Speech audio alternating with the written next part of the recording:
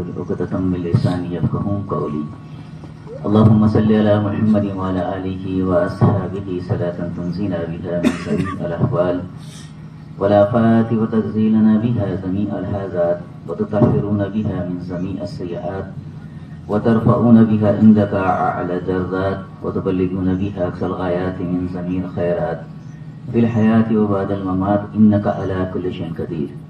قابل احترام دوستو، فضائل اعمال کے اندر ایک بات یہ لکھی ہے کہ اللہ تعالی شانہ نے 3 زمانے بنائے ہیں. ایک زمانہ تو اس عالم کی شروعات سے لے کر ہماری پیدائش تک کا زمانہ، جس کو عالم ارواح بھی کہتے ہیں. ارواح یہ روح کی جمع ہے، بہوچن ہے، پلورل ہے، جہاں اللہ نے ساری روحوں کو جمع کیا تھا، اکٹھا کیا تھا اور ایک وعدہ لیا تھا ہم سے. کیا میں تمہارا رب نہیں ہوں؟ اللہ پاک نے یہ کہا تو ہم سب نے کہا تھا بے شک آپ ہمارے رب ہیں. تو ایک تو وہ زمانہ ہم سب کے اوپر سے گزر گیا. دوسرا زمانہ ہماری پیدائش سے لے کر موت تک کا، جس میں اس وقت میں ہم زندگی گزار رہے ہیں. اور ایک تیسرا زمانہ ہمارے سامنے شروع ہوگا، وہ ہماری موت سے شروع ہوگا اور وہ ہمیشہ ہمیشہ تک کا زمانہ. اب یہ تینوں زمانوں کے اندر موجودہ زمانہ سب سے چھوٹا ہے، شارٹ ہے، قلیل ہے. جو گزر گیا وہ اس سے بھی بڑا تھا، اور جو موت سے شروع ہوگا وہ تو ہمیشہ ہمیشہ تک کا زمانہ. تو موجودہ زمانہ ہے چھوٹا، شارٹ ہے، قلیل ہے، لیکن یہ زمانہ بھی قیمتی ہے. کس لحاظ سے قیمتی ہے؟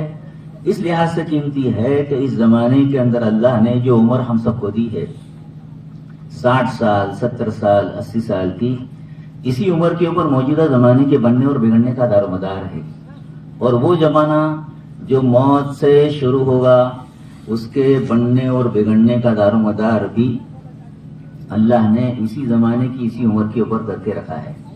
اچھا، اللہ کے یہاں بنانے کے لیے کیا چیز مطلوب ہے، کیا چیز چاہی جاتی ہے؟ تو ظاہر بات ہے اللہ کے یہاں بنانے کے لیے اس کی اطاعت مطلوب ہے، اس کے اوامر مطلوب ہے، شریعت اور سنت مطلوب ہے، دین مطلوب ہے. کہ جو بھی بندے دین کے ساتھ زندگی گزاریں گے، اللہ پاک خوش ہو کر آخرت کی زندگی، دنیا کی زندگی دونوں کو بنائیں گے. ہمارے شریعت کے اندر ایسا نہیں ہے کہ صرف آخرت بنے گی، صرف جنت ہی ملے گی، نہیں، بلکہ دنیا کے اندر بھی ملے گا. جیسے دکان کے اوپر ایک بورڈ ہوتا ہے، آج روکڑا نکالے ادھار، ایسا لکھتے ہیں نا. آج کریڈٹ، آج کیش، کل کریڈٹ. تو اللہ کے یہاں بھی یہ ہے، آج بھی ملے گا اور کل بھی ملے گا. آج کیا ملے گا؟ قرآن پاک کے اندر ایک آیت ہے جس کا یہ خلاصہ ہے کہ جو لوگ ایمان لائے اور انہوں نے نیک اور صالح اعمال کیے، تو اللہ کہتے ہیں ایسے بندوں کو ہم دنیا کے اندر حیاتن طیبہ دیں گے. اب یہ حیاتن طیبہ کیا چیز ہے؟ علماء فرماتے ہیں صاف ستھری زندگی ہے، پاک صاف زندگی ہے، چین سکون والی زندگی ہے، مزے والی زندگی ہے، ٹینشن فری لائف. ایسی زندگی گزارنے کی اللہ ہمیں توفیق دیں گے. اس لیے دیکھو اللہ والے فرماتے ہیں کہ دین پر چلنے والوں کو اللہ سب سے پہلا جو انعام دیں گے وہ کیا دیں گے؟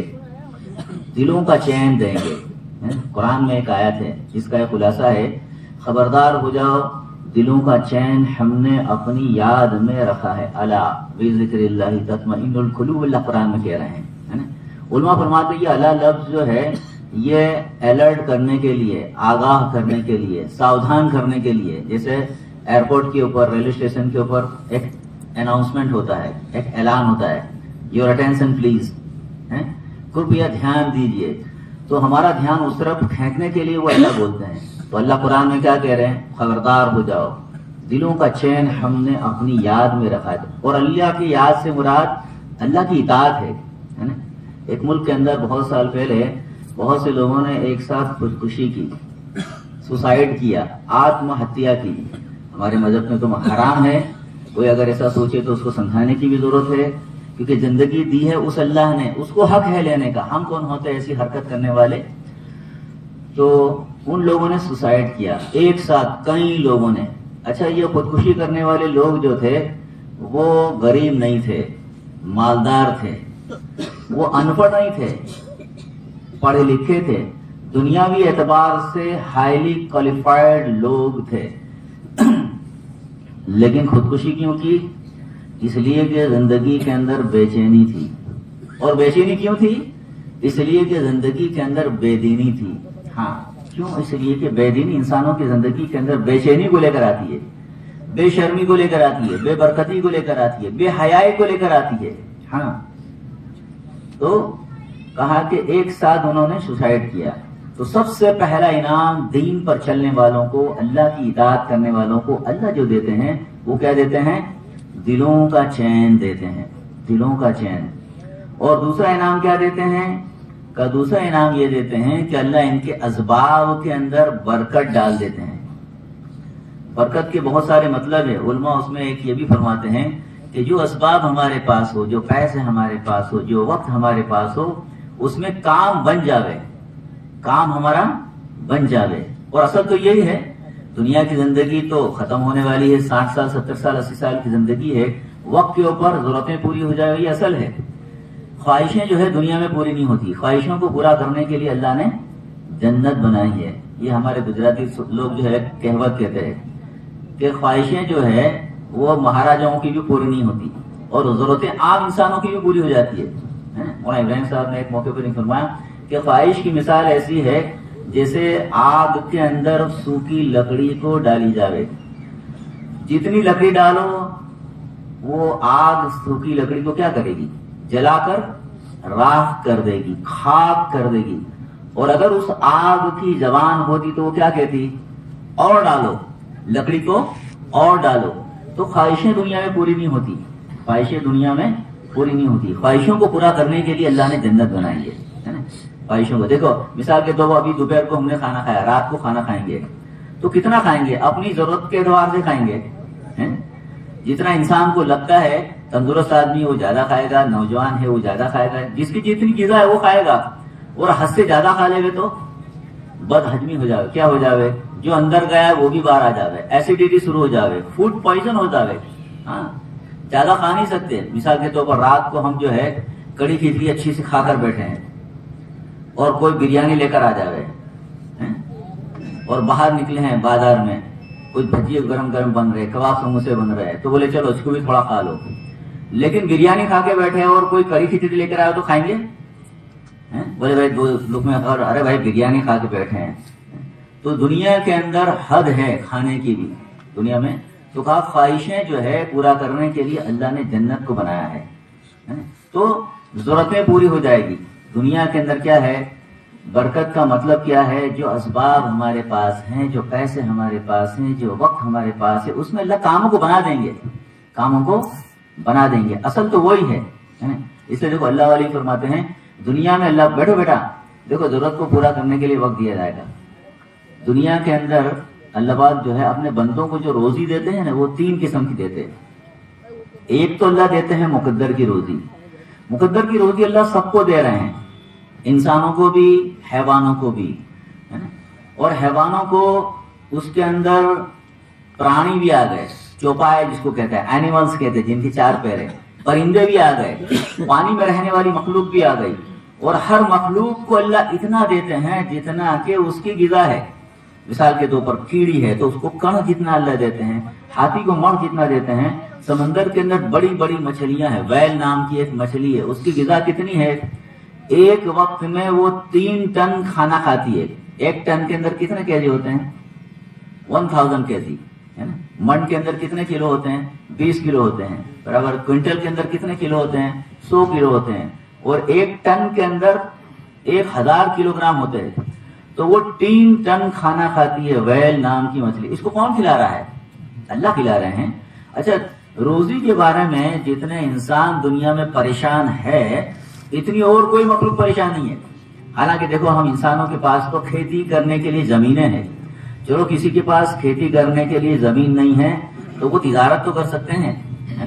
چلو کسی کے پاس تجارت کرنے کے لیے دکان نہیں ہے تو وہ سلیپنگ پارٹنر تو بن سکتا ہے کسی کے دھندے میں. چلو کسی کے پاس مونڈی بھی نہیں ہے، سرمایہ بھی نہیں ہے، کیپٹل بھی نہیں ہے تو وہ نوکری تو کر سکتا ہے. اور مخلوق یہ کام نہیں کر سکتی، اور مخلوق جو ہے یہ کام نہیں کر سکتی. تو کہا کہ روزی مقدر کی اللہ سب کو دیتے ہیں، جتنی جس کی غذا اتنا دیتے.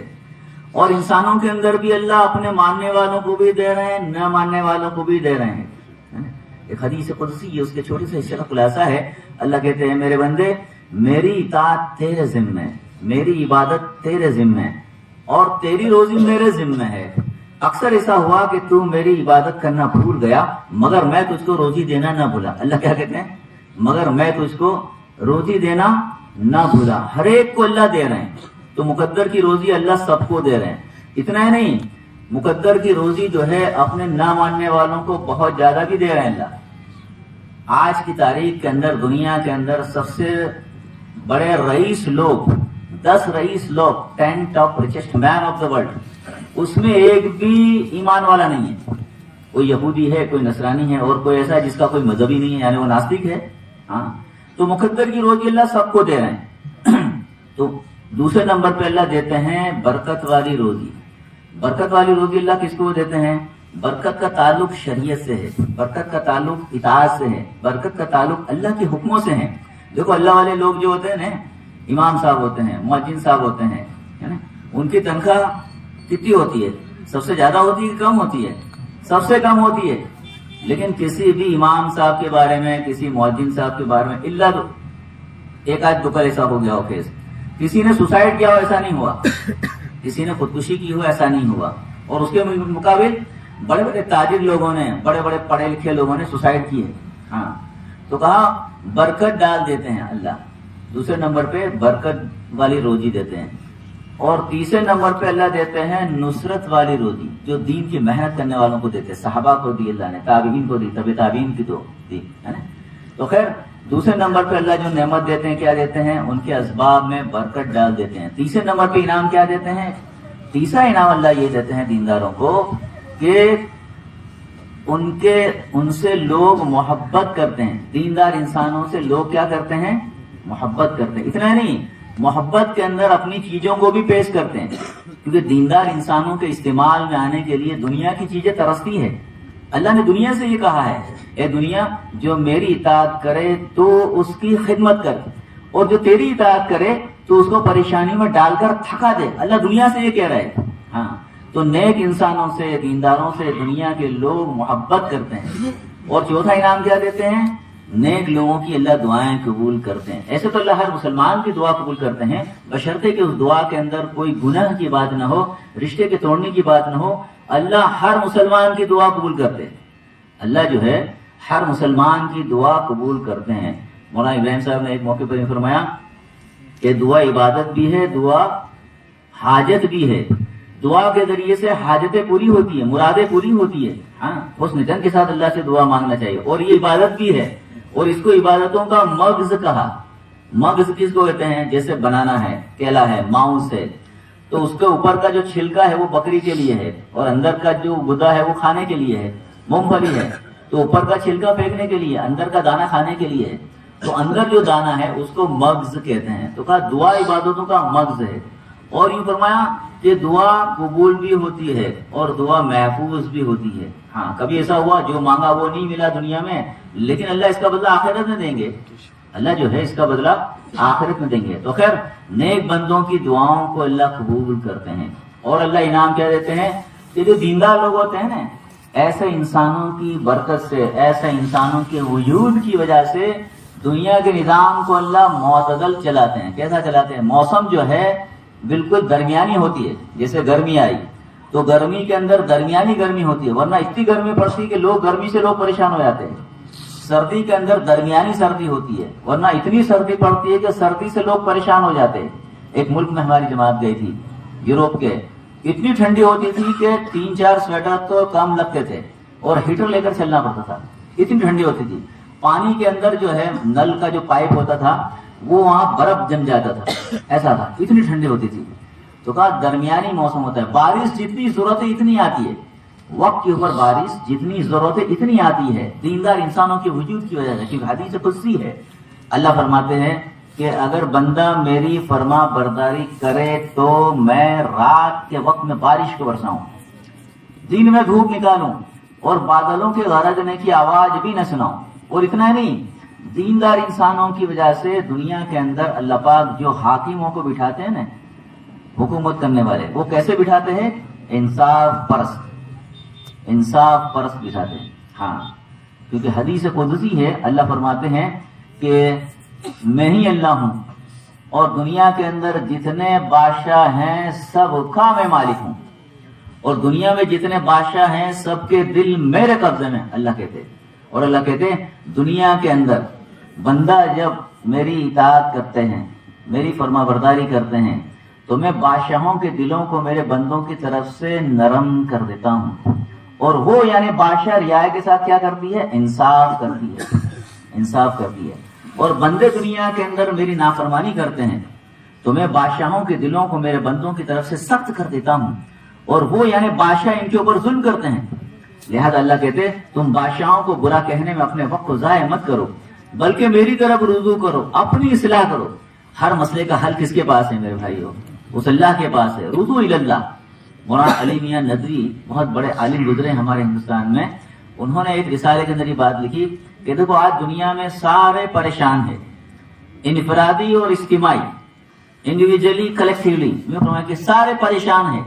اور یہ پریشانیوں کا حل دو باتوں میں ہے، دو کاموں کے اندر ہے. ایک تو یہ کہ اپنے آپ کو اللہ کی نافرمانی سے بچانا، اطاعت پر لانا. دوسرے نمبر پہ کہ جب بھی کوئی مسئلہ آوے تو اپنے دل کے رخ کو کس کی طرف پھیرنے کا؟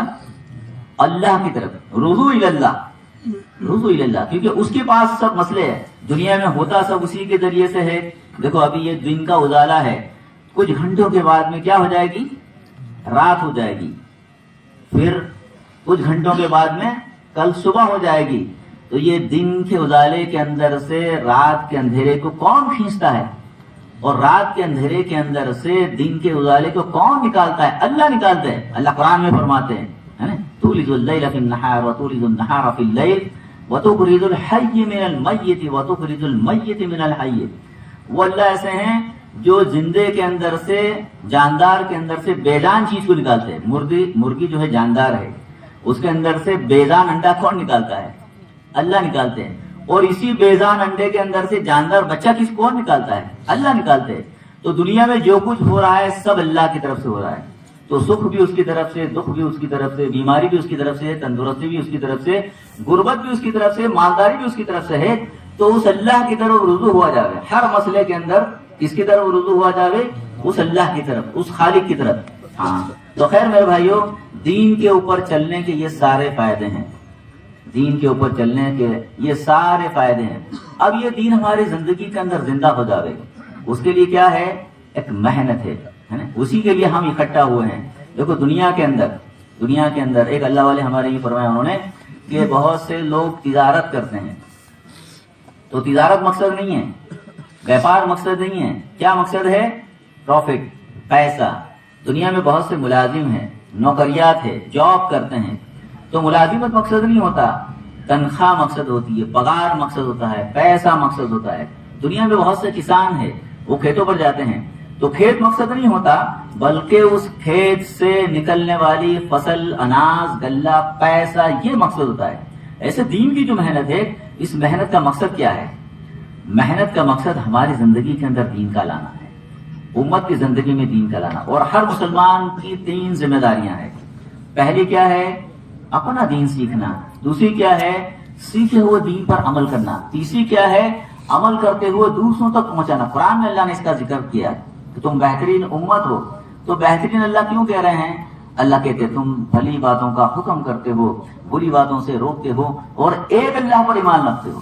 تأمرون بالمعروف وتنہون عن المنکر وتؤمنون باللہ. اللہ قرآن میں کہہ رہے. تو یہ ہماری ذمہ داری ہے میرے بھائیوں. اس لیے دیکھو اپنے وقت کی ترتیب بنانے کی ضرورت ہے، اپنے وقت کی ترتیب بنانے کی ضرورت ہے کہ مسلمان کو اپنا وقت کہاں کہاں لگانا چاہیے. مسلمان کو اپنا وقت سب سے پہلے تو مسجد کے ماحول میں لگانا چاہیے. فرائض کی ادائیگی کے لیے دیکھو اللہ کا شکر ہے، یہ جتنا بھی یہاں مجمع بیٹھا ہے ان کو دین سے ایک نسبت ہے، اللہ کے دین کی محنت سے ایک نسبت ہے، اسی لیے بھی یہاں آئے ہیں، اور دین سے بھی نسبت ہے. تو اللہ کا شکر ہے. ہم جو ہے یہ فرمایا کہ مسجدوں کے اندر وقت لگاتے ہیں، تو مسجد کے اندر وقت گزارنا چاہیے. فرض ادا کرنے کے لیے مسجد ہی کے اندر جانا چاہیے، الا یہ کہ کوئی جاب ہے، دور ہے، سفر میں ہے، بیمار ہے، وہ بات الگ ہے. ورنہ فرائض کی ادائیگی کے لیے حتی الامکان کوشش یہ کرنی چاہیے کہ مسجد کے اندر جا کر نماز کو ادا کرنی چاہیے، اور مسجد کے اندر وقت بھی گزارنا چاہیے.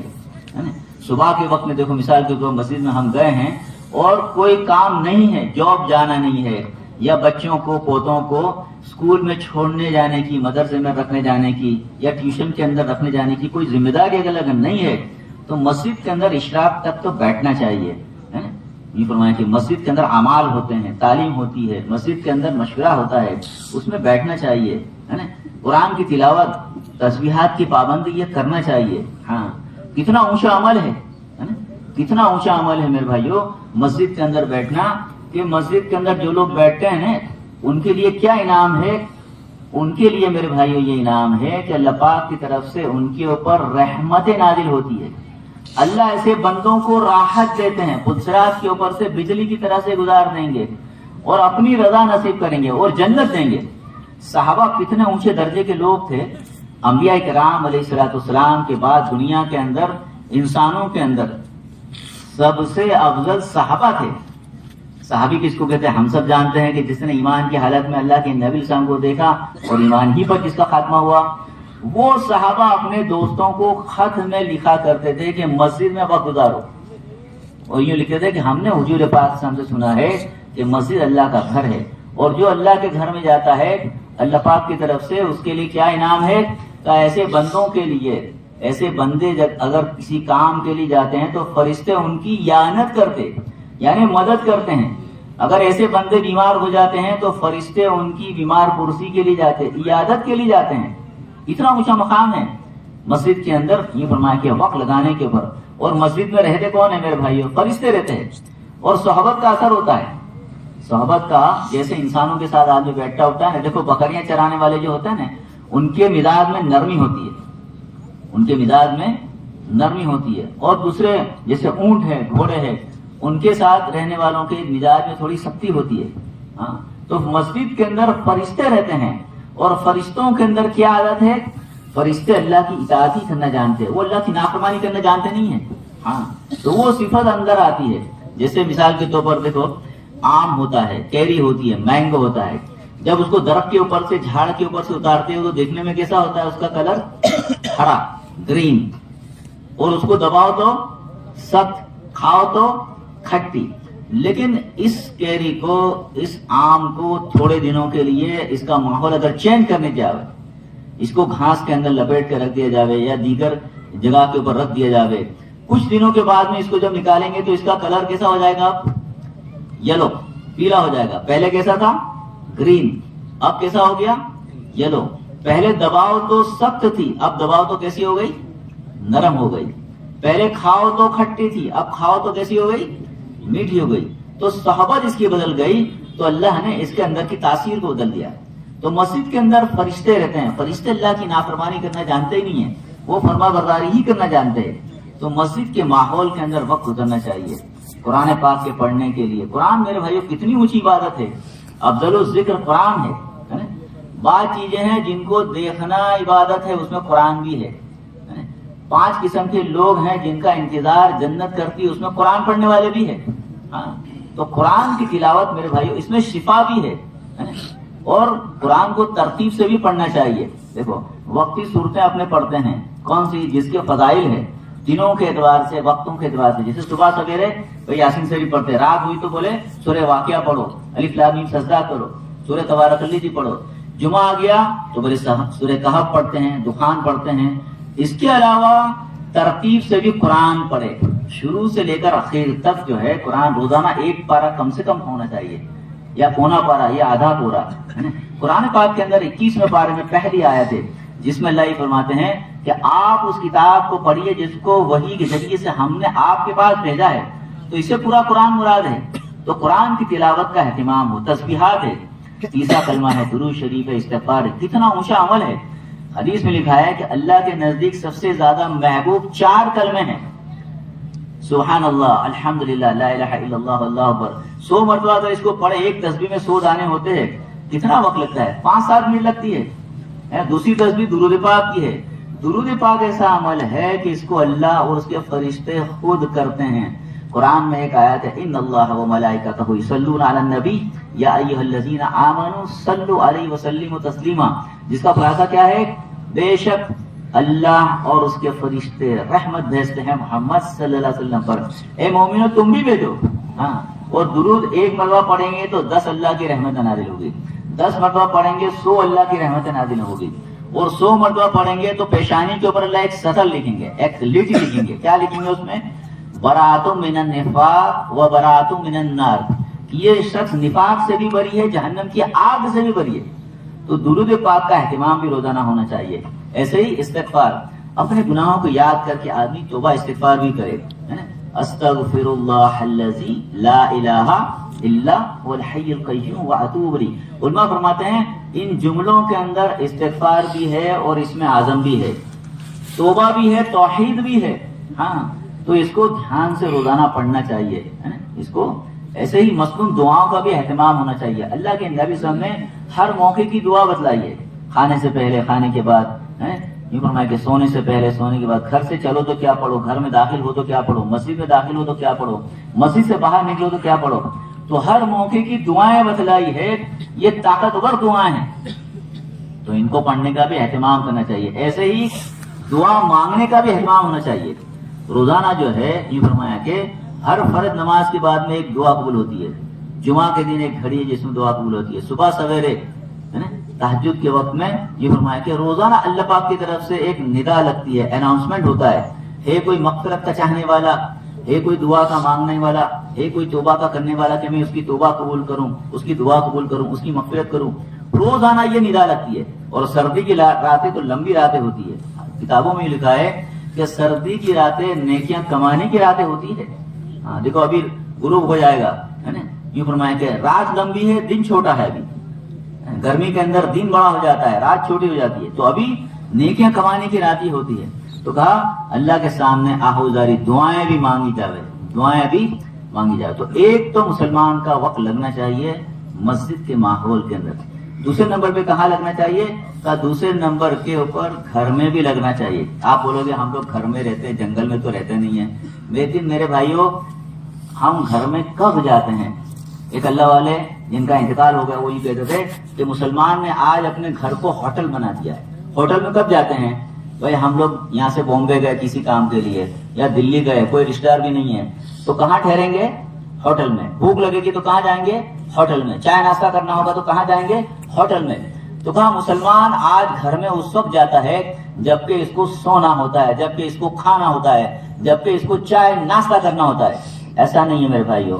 گھر کے اندر گھر والوں کی زندگی میں دین آوے، اس کی بھی فکر ہونی چاہیے. دیکھو ہم سب بیٹھے ہوئے، کوئی تاجر ہے، کوئی ملازم ہے، کوئی کسان ہے، تو یہ 8-10 گھنٹے ہم لوگ جو کما رہے ہیں نا پیسے، تو ہمارے خود کے لیے صرف نہیں کما رہے ہیں بلکہ بھی بچوں کے لیے بھی کما رہے ہیں، گھر والوں کے لیے بھی کما رہے ہیں. ہے کہ نہیں؟ بولو. تو جو گھر والوں کی زندگی کے اندر یہ فرمائے کہ دنیاوی زندگی کی ضرورتیں پوری ہو جاوے، اس کے لیے ہم 8 گھنٹے 10 گھنٹے دیتے ہیں. انہی گھر والوں کی زندگی کے اندر آخرت کی ضرورتیں پوری ہو جاوے، موت کے بعد کی زندگی ان کی بن جاوے، اس کے لیے بھی وقت دینے کی ضرورت ہے. قرآن کے اندر ایک آیت ہے، اے ایمان والو اپنے آپ کو اور اپنے اہل و عیال کو کس سے بچاؤ؟ جہنم کی آگ سے بچاؤ. تو شروعات کہاں سے ہے؟ اپنی ذات سے. انگلش میں کہاوت ہے چیریٹی بگنز فرام ہوم. نیک کام کی شروعات کہاں سے ہے؟ بولے اپنی ذات سے، اپنے اہل و عیال سے، اپنے گھر سے. تو اپنی ذات کو، اپنے گھر والوں کو دیندار بنانے کے لیے کیا ہے؟ کوشش ہے. اللہ کے نبی صلی اللہ علیہ وسلم نے جب یہ آیت کریمہ پڑھی تو صحابہ نے پوچھا اللہ کے نبی ہم اپنے گھر والوں کو کیسے بچاوے جہنم کی آگ سے؟ تو اللہ کے نبی صلی اللہ علیہ وسلم نے کیا کہا؟ خود بھی اللہ کو راضی کرنے والے اعمال کرو اور گھر کے لوگ اللہ کو راضی کرنے والے اعمال کرنے والے بن جاوے، اس کی فکر کرو، اس کی فکر کرو. تو دینی ذہن بنانا چاہیے گھر والوں کا بھی، ہے نا. اس سے دیکھو اللہ والے کیا کہتے ہیں، اسلامی معاشرہ بنانے کے لیے، دینی ماحول بنانے کے لیے مرد اور عورت دونوں کی مثال کیسی ہے؟ دونوں کی مثال ایسی ہے جیسے موٹر سائیکل کے 2 پہیے، رکشا کے 3 پہیے، کار کے 4 پہیے. اگر 2 میں سے ایک پنکچر ہو جاوے، 3 میں سے ایک پنکچر ہو جاوے، 4 میں سے ایک پنکچر ہو جاوے تو گاڑی نہیں چلے گی. ایسے ہی میرے بھائیوں مرد کو بھی دیندار ہونا ضروری، مستورات کو بھی دیندار ہونا ضروری. تو اسلامی معاشرہ بنے گا. ورنہ گھر میں چلتی کس کی ہے؟ بولو. گھر میں کس کی چلتی ہے؟ اپنی سب کی چلتی ہے؟ بولو. ایمانداری سے بتاؤ. گھر کے اندر چلتی ہے مستورات کی زیادہ. کس کی چلتی ہے؟ مستورات کی زیادہ چلتی ہے. وہ ایک مرتبہ اکبر بادشاہ نے بیربل سے کہا بیربل یہ بتاؤ گھروں میں کس کی چلتی ہے؟ تو اس نے کہا کہ حضرت گھروں میں تو جانے دو، بات کرنے کی چیز نہیں ہے. تو بولے نہیں بتانا پڑے گا. تو بولے گھر میں تو عورتوں کی چلتی ہے. بولے نہیں مردوں کی چلتی ہے.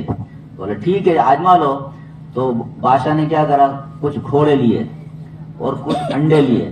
بولے جس کے گھر کے اندر مرد کی چلتی ہوگی اس کو گھوڑا انعام میں دینے کا، اور جس کے گھر میں عورت کی چلتی ہو اس کو کیا دینے کا انعام میں، انڈا دینے کا، بیضا دینے کا.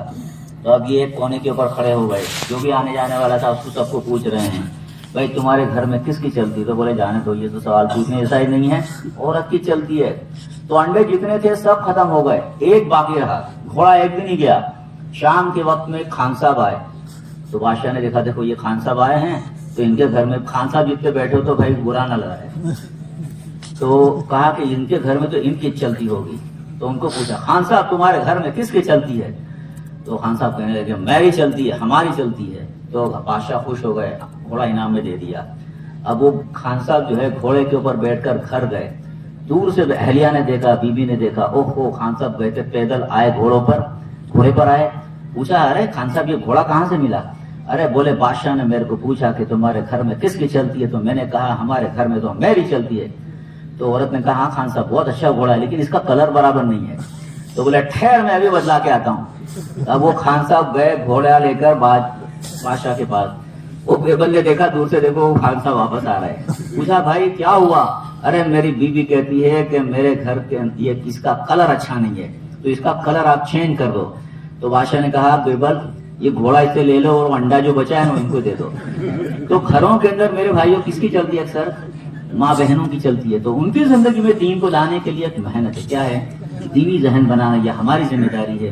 گھروں کے اندر تعلیم والا عمل، فضائل کی کتاب ہے، کتنی اچھی باتیں ہیں.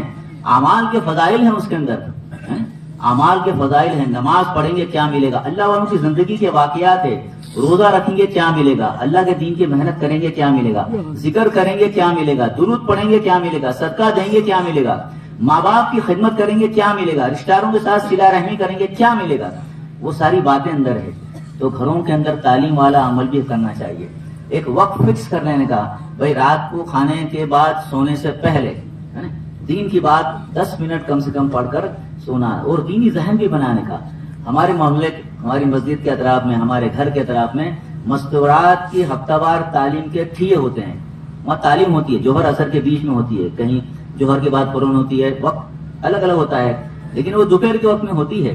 تو وہاں پر پہنچانے کی فکر کرنا چاہیے. اس وقت ان کا جو کام ہے وہ اپنے کر لینے کا، تو وہاں پہنچانے کی فکر کرنا چاہیے. تو دوسرے وقت میں مسلمان کو وقت کہاں لگانا چاہیے؟ گھر کے ماحول میں بھی لگانا چاہیے. تیسرے نمبر پہ مسلمان کو اپنا وقت کہاں لگانا چاہیے؟ کہ بقدر ضرورت حلال کمائی کمانے کے اندر. مظاہر حق ایک کتاب ہے، اس میں لکھا ہے کمانے میں 4 درجے ہیں، اور پہلا درجہ فرض کا ہے. اتنا کمانا مسلمان کے لیے، اس نیت سے کمانا کہ اس کی خود کی ضرورتیں پوری ہو جائے، اس کے ذمہ جس کا خرچ وہ ادا ہو جائے، اتنا کمانا مسلمان کے لیے ضروری ہے. اور اس فریضے کو ادا کرنے کے لیے مسلمان حلال ذریعے سے تجارت کرے یا ملازمت کرے یا کسان کھیت پر جاوے، اور وہاں جانے کے بعد وہ تھکتا ہے تو تھکنے کے اوپر گناہ معاف ہوتے ہیں. فضائل تجارت ایک کتاب ہے، اس میں ایک حدیث لکھی. اللہ کے نبی صلی اللہ علیہ وسلم نے فرمایا جس مسلمان نے اس حال میں شام کی کہ کام کی وجہ سے وہ تھک کر چور ہو گیا، تو گویا اس نے اس حال میں شام کی کہ اللہ اس کے سارے گناہوں کو معاف کر دیں گے. حضرت عمر رضی اللہ عنہ کا یہ قول ہے کہ اللہ سے بے محنت روزی طلب مت کرو. ہاں، اللہ سے بے محنت روزی طلب مت کرو. اللہ پاک آسمان سے تمہارے لیے سونے چاندی کو نہیں برسائیں گے، قدرت تو اس کی ضرور ہے، لیکن عادت اللہ یہ نہیں ہے. عادت کیا ہے؟ بندہ دنیا میں سبق کو اختیار کرے. تو بقدر ضرورت حلال کمائی کمانے کے اندر بھی وقت لگنا چاہیے. اور چوتھے نمبر پہ مسلمان کا وقت کہاں لگنا چاہیے؟ چوتھے نمبر پہ مسلمان کا جو وقت لگنا چاہیے وہ مقصد کی خاطر. ہم دنیا میں کیوں آئے میرے بھائیوں؟ ہم دنیا میں کیوں بھیجے گئے؟ کیوں پیدا کیا اللہ نے؟ ظاہر بات ہے دین کے لیے پیدا کیا. تو دین جب ہماری زندگی کا مقصد ہے تو دین کو زندگی میں لانے کی محنت کے اندر لگنا یہ بھی ہماری زندگی کا مقصد ہے. اس لیے دیکھو دنیا میں جتنی بھی نعمت اللہ نے ہمیں دی ہے، جتنے بھی اسباب دیے ہیں، یہ کیوں دیے؟ کیا منشا ہے اللہ کا؟ ظاہر بات ہے یہ ساری نعمتیں اللہ نے اس لیے دی ہے کہ ان نعمتوں کے ذریعے سے ہم اللہ کی معرفت کو حاصل کریے، شریعت اور سنت تک پہنچے، دین تک پہنچے. علماء دنیا کے اسباب کی مثال کس سے دیتے ہیں؟ سواری سے، واہن سے، وہیکل سے۔ واہن کیوں ہوتا ہے، سواری کیوں ہوتی ہے؟ منزل پر پہنچانے کے لیے۔ جیسے آپ دیکھو اپنے گھروں سے آئے بھی اجتماع کے اندر آئے، کوئی کار میں آیا ہوگا، کوئی موٹر سائیکل کے اوپر آیا ہوگا، کوئی رکشہ میں آیا ہوگا، کوئی اور سواری کے اندر آیا ہوگا۔ تو مقصد کیا ہے یہاں آنے کا؟ کہیں یہاں آنے کے بعد میں اجتماع اعمال کے اندر جڑا جاوے، اجتماع عمل کے اندر جڑا جاوے، یہ مقصد ہے۔ اب یہاں آنے کے بعد میں کوئی اجتماع عمل میں نہ جڑے اور کاموں میں وقت لگا دے تو کیا کہیں گے؟ ہم اجتماع ختم ہو جائے گا پرسوں، اس کے بعد گھروں پر جائیں گے، کوئی نوکری کر رہا ہے، کوئی دھندا کر رہا ہے، کوئی کسان ہے، کوئی جو ہے اسکول کالج میں پڑھنے والے بچے ہیں، تو اپنی سواری کے اوپر سوار ہو کر چلو تجارت کے لیے گئے، ہے نا، پارکنگ کے اندر گاڑی کو پارک کیا اور وہیں بیٹھے رہے، تجارت یعنی دکان کو کھولا نہیں، وہاں گئے نہیں، 7-8 گھنٹے وہیں پر گزار کر واپس آ گئے۔ کوئی نوکری کرنے کے لیے گیا، پارکنگ کے اندر اپنی گاڑی کو پارک کر کے وہیں بیٹھا رہا، دفتر کے اندر نہیں گیا، واپس آ گیا، تو لوگ کیا کہیں گے؟ عقل مند کہیں گے؟ بیوقوف کہیں گے؟ میرے بھائیو، دنیا میں جتنے اسباب اللہ نے ہمیں دیے ہیں، یہ سارے اسباب اللہ نے اس لیے دیے ہیں کہ ان اسباب کے ذریعے سے، ان نعمتوں کے ذریعے سے اللہ کی معرفت کو حاصل کیا جائے، دین تک پہنچا جائے، شریعت اور سنت تک پہنچا جائے۔ ہاں، اس لیے یوں فرمایا کہ ان اسباب کو کہاں استعمال کرنے کی ضرورت ہے؟ کہا اللہ کی معرفت کے حاصل کرنے کے اندر، دین کے اندر۔ ہاں، اور میرے بھائیو، اللہ نے ہم کو جو دین دیا ہے، شریعت دی ہے، بہت آسان دین ہے۔ اب اس آسان دین کو زندگی میں لانے کے لیے کچھ قربانیاں دینے کی، کیا ہے؟ اللہ کے راستے کی محنت ہے۔ اب تک ہمارا وقت کچھ نہیں لگا تو ہم اب ارادے کریں گے کہ اللہ کے راستے میں ہم جائیں گے، ہے نا، 4 مہینے کے لیے، چلے کے لیے۔ بہت سے تو تیار ہو کر آئے ہوں گے، تو اس کے اندر جانے کی فکر کریں گے، مقامی اعمال کو کریں گے۔ یہ اسباب اس لیے دیے ہیں، یہ سارے اسباب اللہ نے دیے ہیں اس لیے دیے کیونکہ دیکھو، دین کے اوپر چلانے کے لیے ایک طاقت ہے۔ دنیا میں ہر چیز طاقت سے چلتی ہے۔ ہم یہاں بیٹھے ہیں، ہم کو چلانے والی ایک چیز اندر ہے، کیا ہے اندر؟ بولو، روح ہے۔ انسانوں کو چلانے کے لیے کیا ہے اندر؟ طاقت، روح ہے۔ روح نظر آتی ہے؟ نہیں۔ یہ مائک ہے، یہ چل رہا ہے، ابھی تھوڑی دیر کے بعد میں ٹیوب لائٹ چلے گی، تو ٹیوب لائٹ کو روشنی دینے والی چیز اندر کون سی ہے؟ مائک کو چلانے والی اندر کون سی طاقت ہے؟ کرنٹ ہے، پاور ہے۔ باہر روڈ کے اوپر سواریاں جاتی ہے، 2 ویلر، 3 ویلر، 4 ویلر، ان کو چلانے کے لیے اندر ایک چیز ہے۔ کیا ہے اندر؟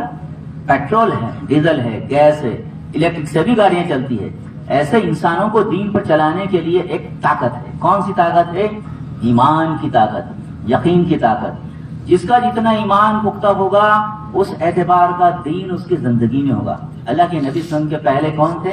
عیسیٰ علیہ السلام آئے تھے، پھر بعد میں اللہ کے نبی علیہ السلام آئے۔ دونوں نبیوں کے بیچ میں علماء فرماتے ہیں کہ 500 سے 600 سال کا ایک وقفہ خالی گزرا، بلینک پیریڈ۔ یہ خالی وقفے میں کیا ہوا؟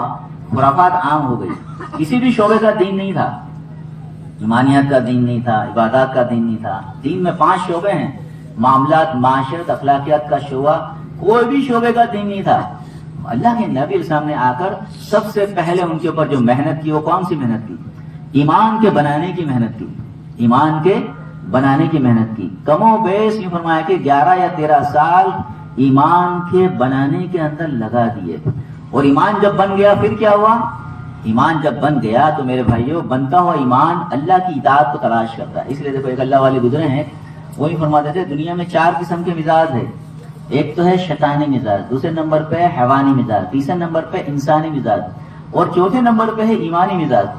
شیطان کا مزاج کیا ہے؟ شیطان کا مزاج یہ ہے کہ انسانوں کو نیکی سے ہٹانا اور گناہ کی طرف لے جانا اور حق کی تکذیب کرنا۔ دوسرے نمبر پہ حیوانی مزاج ہے۔ حیوانوں کے اندر بھی 3 قسم کے حیوان ہیں۔ ایک تو حیوانوں کی وہ قسم ہے جن کی مینٹلٹی یہ بنی ہے، مانیتیں یہ بنی ہے کہ اپنی ذات کو نفع پہنچا کر بیٹھ جاؤ، جیسے گائے ہے، بکری ہے، یہ اپنا خود کا کر کے بیٹھ جاتے ہیں، یہ کسی کو نقصان نہیں پہنچاتے۔ دوسرے نمبر پہ کچھ حیوان ہے جن کی مینٹلٹی یہ بنی ہے، جن کا مزاج یہ بنا ہوا ہے کہ اپنے نفع کے واسطے دوسروں کا کیا کرنا؟ نقصان۔ جیسے شیر ہے، چیتا ہے، یہ اپنی بھوک کو دور کرنے کے لیے کسی کی بکری کو، کسی کی ہرن کو کھا ڈالتے ہیں۔ تیسرے نمبر پہ کچھ حیوان ہے جن کا مزاج یہ بنا ہوا ہے کہ لوگوں کو نقصان پہنچاؤ، چاہے اپنی ذات کو نفع ہو یا نہ ہو۔ کون ہے وہ؟ کہا کہ سانپ ہے، بچھو ہے، یہ کسی کو اگر ڈنک مار دے ہو تو ان کا پیٹ نہیں بھرتا۔ تو کہا دوسرے نمبر پہ ہے حیوانی مزاج، تیسرے نمبر پہ ہے انسانی مزاج. انسانوں کا مزاج کیا بنا ہوا ہے؟ انسانوں کا مزاج یہ بنا ہوا ہے کہ نفع دیکھ کر کام کرنا. تاجر تجارت کرتے ہیں نفع کی امید پر، ملازم ملازمت کرتے ہیں تنخواہ کی امید پر، کسان کھیتوں پر جاتے ہیں فصل کی امید پر. تو انسانوں کا مزاج یہ بنا ہوا ہے کہ نفع دیکھ کر کام کرنا. اور چوتھے نمبر پہ ایک مزاج ہے ایمانی مزاج. انسانوں کا ایمان جب بنتا ہے تو ایمانی مزاج اللہ کی اطاعت کو تلاش کرتا ہے، اللہ کے اوامر کو تلاش کرتا ہے، اور یہ اللہ کی اطاعت کو، اللہ کے حکموں کو حضور پاک صلی اللہ علیہ وسلم کے طریقے کے اوپر پورا کرتا ہے. اور اللہ کی اطاعت میں، اللہ کے نبی کے طریقے پر چلنے میں اگر ظاہر میں کوئی نقصان ہو تو اس کو بھی برداشت کرتا ہے. جیسے مثال کے طور پر دیکھو، ابھی سردی کا زمانہ ہے، صبح سویرے مؤذن صاحب اذان میں کیا کہتے ہیں؟ الصلاۃ خیر من النوم، نماز کس سے بہتر ہے؟ نیند سے. تو ایمان اندر سے بنا ہوا ہے تو یہ ایمانی مزاج بندے کو ٹھنڈی کے اندر نرم اور گرم لحاف کے اندر سے نکال کر مسجد کے اندر بھیجے گا نماز کے لیے. ایسے ہی روزے آئیں گے، تو ابھی تو روزے فروری میں آئیں گے، تو روزے کے اندر بھوک سے زیادہ کیا لگتی ہے؟ پیاس لگتی ہے. بیڑی والے کو بیڑی کی طرف زیادہ لگتی ہے. ہاں، تو کہا کہ ایمانی مزاج بنا ہوا ہے تو یہ بھوک اور پیاس کو برداشت کرا کے اللہ کا حکم روزہ رکھوائے گا. ایسے ہی زکوٰۃ کے دینے کے اندر، حج کے کرنے کے اندر مال جاتا ہوا نظر آتا ہے، لیکن ایمان بنا ہوا ہے تو وہ یہ نہیں دیکھیں گے کہ پیسے ضائع ہیں، بلکہ کیا دیکھیں گے؟ میرے اللہ کا حکم پورا ہو رہا ہے. اور دین کے اندر دو چیزیں ہیں، حقوق اللہ ہے، حقوق العباد ہے. اللہ کے حکم ہے، بندوں کے حق ہے، تو بندوں کے حق بھی ادا کرائے گا. علماء کا یہ سروے ہے کہ بہت زیادہ لوگ، اکثر لوگ جو ہے بہنوں کا حق ادا نہیں کر رہے. ورثے کے اندر باپ کی جو ملکت آئی تھی اس میں بہنوں کا وہ پورا حق ادا نہیں کر رہے ہیں. ہاں، تو کا ایمان بنا ہوا ہوگا تو یہ حق والوں کے حق کو بھی ادا کرائے گا. لہٰذا میرے بھائیوں، اس ایمان کو بنانے کے لیے محنت کے اندر لگنا، اور اس محنت کے اندر لگنے والے عمل کو اللہ قرآن میں کیا کہہ رہے؟ تجارت کہہ رہے. قرآن میں ایک آیت ہے، اللہ فرماتے ہیں، ایمان والو، کیا میں تم کو ایسی تجارت نہ بتلاؤں جو تم کو دردناک عذاب سے بچا لے؟ یا ایھا الذین آمنوا ھل ادلکم علی تجارۃ تنجیکم من عذاب الیم. اللہ کہہ رہے ہیں، وہ کیا ہے؟ اللہ کہتے ہیں تؤمنون باللہ ورسولہ، اللہ پر ایمان لانا، اس کے رسول پاک صلی اللہ علیہ وسلم پر ایمان لانا، اور اس کی راہ میں نکلنا اپنی جان اور مال کو لے کر. اللہ کہتے ہیں ایسا کرو گے تو دنیا میں تمہارے گناہوں کو معاف کر دیں گے، اور ایسے باغوں میں تم کو داخل کریں گے جن کے نیچے نہر جاری ہوگی، اور ایسے عمدہ مکانوں میں تم کو داخل کریں گے جو باغوں کے بیچ میں بنے ہوں گے. اللہ کہتے ہیں یہ بڑی کامیابی ہے اگر تم سمجھ بوجھ رکھتے ہو تو. اور میرے بھائیو، ہمارے پاس جو بھی ہے وہ کس کا ہے؟ اللہ کا. اس اللہ کا ہے، تو اس اللہ کے دیے ہوئے جان مال کو اللہ کے نسبت پر اگر لگائیں گے تو اللہ اور بڑھائیں گے، اللہ گھٹائیں گے نہیں. اس لیے نیت کرتے ہیں میرے بھائیو، نیت کرتے ہیں کہ ہم اللہ کے دین کی محنت کے لیے جان اور مال کو لے کر دور سے دور جائیں گے، دور سے دور جائیں گے. تو نیت کرتے ہیں میرے بھائیو. اور جب تک باہر جانے کا اتفاق نہیں ہوتا، مقام کے اوپر رہ کر مقامی اعمال بھی کریں گے. مقام کے اوپر رہ کر مقامی عمل کیا ہے؟ کہا ہم، جیسے میں نے شروع میں کہا کہ مسجد کے اندر مسجدہ جماعت بنی ہوئی ہے، اپنے ذمہ کچھ کام لینا چاہیے. دیکھو یہ محنت جو ہے نا دین کی، اس سے دو باتیں چاہی جاتی ہے. پہلی بات تو کیا چاہی جاتی ہے؟ پہلی فکر تو کیا ہونی چاہیے کہ یہ ہمارا دین پر چلنا، یہ ہمارا دین کی محنت کا کرنا، یہ عمل سب سے پہلے ہماری خود کی نجات کا ذریعہ بنے. ہاں، اس لیے کہ اعتبار تو خاتمے پر ہے. آدمی کا حشر کل قیامت کے دن اس کے آخری عمل پر ہوگا. اور دوسری فکر کیا ہونی چاہیے؟ دوسری بات کیا چاہی جاتی ہے کہ دین امت کے اندر سے مٹ رہا ہے، اس کا غم اپنے دلوں میں پیدا کرنا، اور یہ مٹا ہوا دین دوبارہ امت کے اندر کیسے زندہ ہو جاوے، اس کے لیے میری کیا فکر ہونی چاہیے، میری کیا کوشش ہونی چاہیے، میری کیا جانی والی قربانی ہونی چاہیے. کیونکہ ہم میں سے ہر ایک کس کے امتی ہیں؟ حضور پاک علیہ السلام کی امتی ہے. اس امت کے اندر پیدا ہونے کے ناطے میرے بھائیوں، ہماری زندگی کے اندر یہ فکر کو لانا ضروری ہے. یہ فکر کو لانا ضروری ہے کہ امت کے اندر دین آ جائے. دیکھو ہم اپنے اطراف کے اندر سوچے، اپنے محلے کے اندر سروے کریں. جیسے میں نے کہا عبادت کا دین دوسرے نمبر پہ، جس میں نماز، روزہ، زکوٰۃ اور حج ہے. ہم سروے کریں اپنے علاقوں کے اندر کتنے % نمازی ہے. جمعہ کے دن جو مجمع ہوتا ہے وہ مجمع کیا صبح میں ہوتا ہے؟ باقی دنوں کی نمازوں میں ہوتا ہے؟ نہیں ہوتا. تو سوچیں گے تو پتا چلے گا کہ ابھی ہمارے اطراف کے اندر نماز والا فریضہ بھی 25% ہے، 30% ہے، 100% نہیں ہے. جتنے بالغ مرد ہیں وہ نماز سب نہیں پڑھ رہے ہیں. آپ سروے کریں گے تو پتا چلے گا. تو میرے بھائی کتنی محنت کی ضرورت ہے، اور اس میں سب کی ضرورت ہے. ہے نا؟ سب کی ضرورت ہے، کیونکہ ہم میں سے ہر ایک حضور پاک کا امتی ہے۔ دیکھو ابھی ہم ایک بات ختم کرتا ہوں، ہم اپنے گھر میں بیٹھے ہیں یا اپنی دکان میں بیٹھے ہیں، اپنے علاقے کے اندر ہے، کسی مکان میں آگ لگ جائے تو کیا کریں گے؟ اس آگ کو بجھانے کی پوری کوشش کریں گے، جو بھی اندر جل رہا ہوگا اس کو نکالنے کی، بچانے کی پوری کوشش کریں گے کہ دنیا کی آگ کے اندر ہماری یہاں کے کسی بھی بندے کو جلتا ہوا دیکھنا برداشت نہ کرے گی۔ تھوڑی دیر کے لیے ہم یہ سوچیں، دنیا میں جو لوگ بے دینی کے ساتھ زندگی گزار رہے ہیں، ایسی حالت میں زندگی گزارتے گزارتے مر کر آخرت میں جائیں گے تو کہاں جائیں گے؟ جہنم میں جائیں گے، ہے نا؟ تو دعوت جو ہے میرے بھائیوں، یہ اپنی ذات کو اور انسانیت کو جہنم کی آگ سے بچانے کی ایک فکر ہے۔ کیا ہے؟ کو انفسکم واہلیکم النار، اللہ قرآن میں کہہ رہے اے ایمان والو، اپنے آپ کو اور اپنے اہل ویال کو کس سے بچاؤ؟ جہنم کی آگ سے بچاؤ۔ تو نیت کرتے میرے بھائیوں، ہم سب جو ہے دیکھو ابھی ضرورتوں سے فارغ ہو کر اپنے معاملات کو بھی پورے کر لے، دعاؤں کے اندر لگ جائے، ہے نا؟ اللہ کے راستے کی دعا قبول ہوتی ہے۔ 5 قسم کی دعائیں جس کو اللہ خاص طور سے قبول کرتے، اس میں ایک بیمار کی دعا جب تک کہ وہ تندرست نہ ہو جائے، دوسرے نمبر پہ مظلوم کی دعا جس کے اوپر ظلم کیا جا رہا ہے، تیسرے نمبر پہ حج میں جانے والوں کی دعا جب تک کہ وہ گھروں پر واپس نہ آ جائے۔ حاجی اور مجاہد اللہ کے وفد ہے، وفد بولو تو ڈیلیگیشن، خاص لوگ ہیں، اللہ ان کی دعاؤں کو قبول کرتے۔ چوتھے نمبر پہ ایک مسلمان کی دعا دوسرے مسلمان کے حق میں اس کے پیٹ پیچھے گائے بنا، اور یہ دعا سب سے جلدی قبول ہوتی ہے کیونکہ اس میں اخلاص کیا ہے؟ جس کے لیے دعا مانگی جا رہی ہے اس کو تو پتا بھی نہیں ہے۔ اور 5ویں نمبر پہ اللہ کے راہ نکلنے والوں کی دعا جب تک کہ وہ گھروں پر لوٹ نہ جاوے، اللہ ان کی دعائیں قبول کرتے ہیں۔ تو میرے بھائیو، اپنی ضرورت سے فارغ ہو کر اپنے معاملات کو پورے کر کے دعا وغیرہ میں بیٹھ جا۔ اللہ کہیں سنی باتوں پر ہمیں عمل کرنے کی توفیق دے۔